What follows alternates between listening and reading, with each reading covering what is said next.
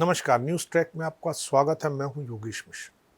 पाकिस्तान के रिश्ते भारत और पाकिस्तान के बीच बहने वाली नदियों के मार्फत भी चलते थे। जब हम भारत और पाकिस्तान के संबंधों की चर्चा करते हैं तो हमारे जहन में केवल युद्ध, संघर्ष और तनाव का इतिहास सामने आता है। लेकिन इन सब के बीच एक शांत, निरंतर बहता संबंध भी है जो सीमाओं से परे सदियों से दोनों देशों की जिंदगियों को सींचता आ रहा है। यह संबंध है नदियों का। ये नदियां सिर्फ पानी की धाराएं नहीं, बल्कि सभ्यताओं की वाहक, संस्कृतियों की पोषक और राजनीतिक समीकरण की आधारशिला रही हैं।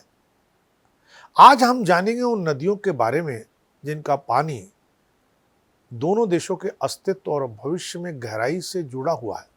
रिश्तों के मद्देनजर पाकिस्तान ने हमेशा जिसकी अनदेखी की। भारत और पाकिस्तान के बीच जल का बंटवारा 1960 की सिंधु जल संधि के माध्यम से हुआ।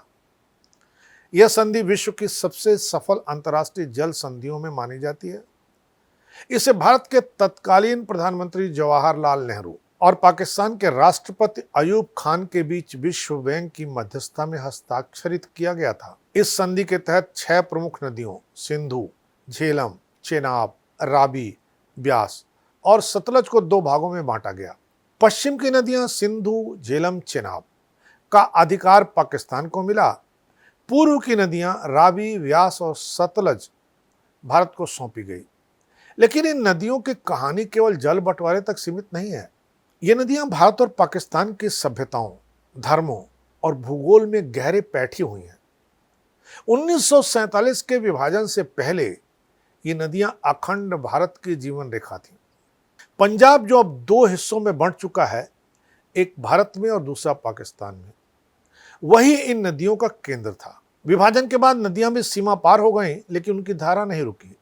आज भी इन नदियों का पानी दोनों देशों को जोड़ता है, कभी प्रेम के माध्यम से, कभी विवाद के माध्यम से। इन दिनों हम विवाद के माध्यम से जुड़े हुए हैं। समय के साथ जलवायु परिवर्तन, जनसंख्या वृद्धि और बढ़ती जरूरतों के बीच इन नदियों की भूमिका और भी महत्वपूर्ण हो गई है।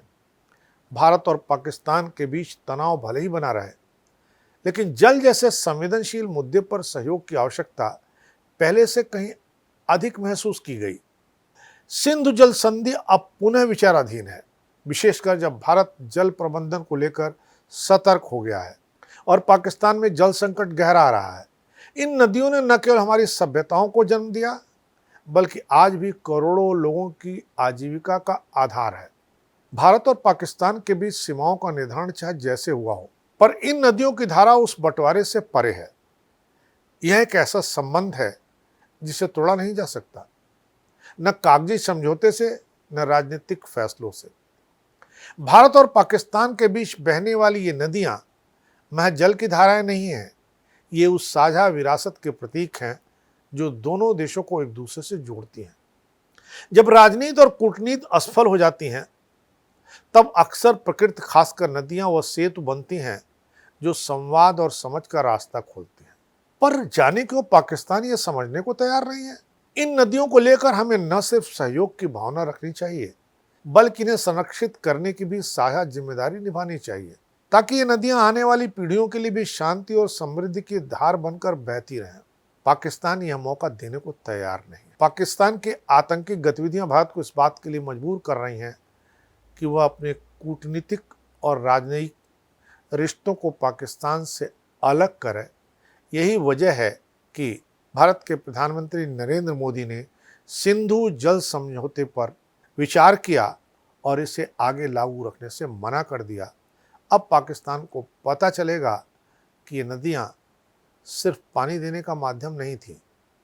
ये नदियां पाकिस्तान की संस्कृति, पाकिस्तान के लोगों की जीविका का आधार भी थीं।